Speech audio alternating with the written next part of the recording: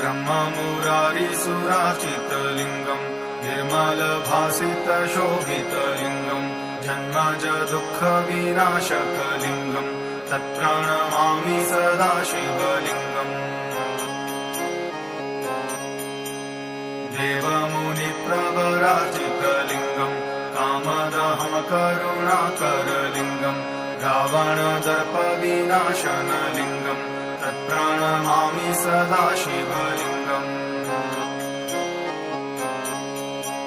सर्वसुगन्धिसुलेपितलिङ्गम् बुद्धिविवर्धनकारणलिङ्गम् सिद्धसुरासुरवन्दितलिङ्गम् तत्प्रणमामि सदा शिवलिङ्गम्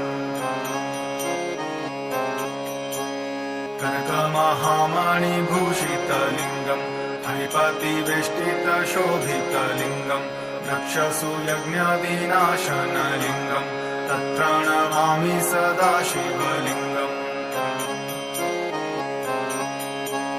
कुङ्कुमचन्दनलेपितलिङ्गम् पङ्कजहारसुशोभितलिङ्गम् सच्चित्पापविनाशनलिङ्गम् तत्प्रणमामि सदा शिवलिङ्गम् देवगणार्चित